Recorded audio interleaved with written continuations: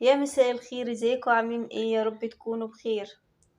خلاص الشهر الفضيل بدأ ان هو يودعنا ووصلنا لنهايته، وان شاء الله نكون عند قدمنا الطاعات بأفضل ما يكون، وان شاء الله يدخل علينا العيد واحنا سعداء ومبسوطين، وان شاء الله كمان ان الايام اللي احنا قدمناها في طاعة وفي صلاة وفي عبادة برضو ان احنا ما نهملهاش بعد رمضان.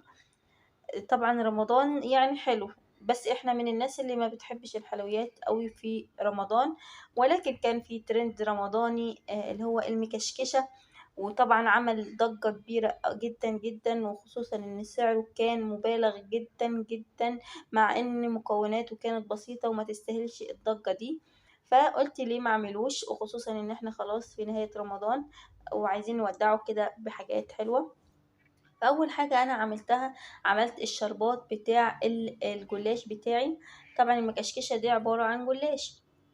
الشربات بتاعي كان عبارة عن كوبايتين من السكر، معاهم كوباية ونص من المية. رفعتهم على النار على درجة حرارة متوسطة، فضل معايا حوالي 10 دقايق، وقبل ما أطفي النار ضفت نص ليمونة، وطبعا ظرف من الفانيليا. سبت الشربات على خلاص يهدى خالص على جنب. طبعا لازم الشربات يكون بارد والجلاش يطلع سخن من الفرن، فنبدأ ان احنا نصبه على الجلاش بتاعنا او المكشكشة بتاعتنا. تاني حاجة عملتها وهي الكريمة اللي انا هحشي بيها الجلاش بتاعي. الكريمة دي كانت عبارة عن كريم باستري.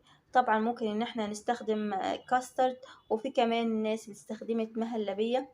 المهلبية طبعا بدون تحلاية، فاللي انت تفضليه طبعا او على حسب ذوقك الخاص. الكريم باستري استخدمت فيه 3 أكواب من الحليب أو اللبن، ولكن اللبن الطازة اللي جبته من عند اللبان غليته الأول وبعدين بدأت إن أنا أستخدمه. طبعا هيكون أفضل وهيكون فيه دسامة أكتر. ضفت ال3 أكواب، ضفت كمان معلقتين كبار من السكر، 4 معالق من الكريم باستري. كمان ضفت وش اللبن كان يدوب معلقتين، فضفتهم علشان برضو تديني غناوة. رفعتهم على نار هادية مع التقليب المستمر، وأكيد قلبته كويس جدا جدا قبل ما أضيفه على النار عشان طبعا ما يعملش تكتلات. طبعا سبت الخليط ده على جنب يهدى هو كمان. شغلت الفرن وبدأت ان انا احضر المكشكشة بتاعتي. اول حاجة بعملها لفة الجلاش بقيس الصينية بتاعتي علشان طبعا الاطراف ما تكونش مرتفعة زيادة عن اللازم بعيدا عن الصينية. وهقول لكم كمان الاطراف دي عملت بيها ايه، احتجتها بعدين. لو الصينية بتاعتكم كبيرة زي بتاعتي كده، فهتحتاجوا شوية الجلاش اللي احنا قطعناه بالسكينة اللي كان زيادة عن الصينية. فانا بصراحة استخدمته لان الاوراق المكشكشة ما كفتش معايا، لان عملت 8 ورقات من الجلاش تحت و8 فوق.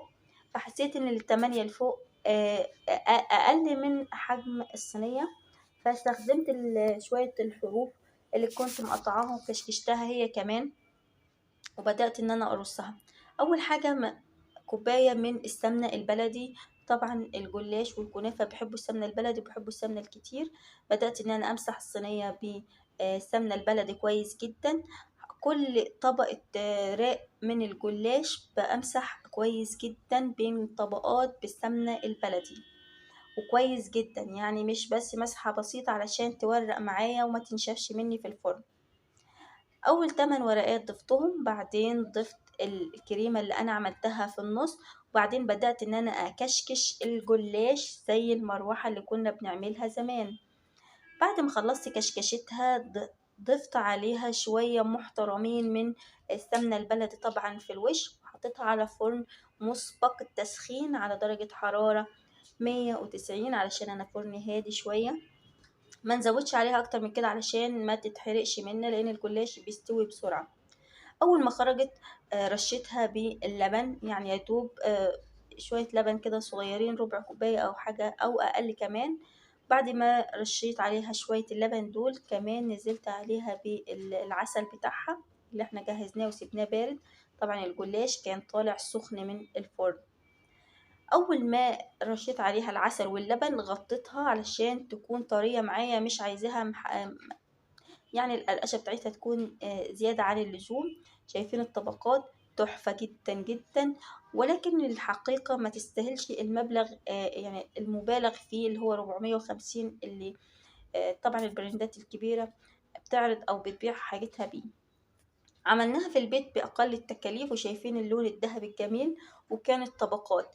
وبصراحة أكتر حبيتها لما قعدت يوم في التلاجة، حسيت إن هي شربت من العسل، وكل منطقة فيها بقت غنية أكتر، وحرفيا كانت تحفة جدا جدا جدا. أتمنى إن انتوا تجربوها، ولو جربتوها هتحبوها، ولكن أكيد طبعا احنا مش هنشتريها من بره بالمبلغ المهول ده.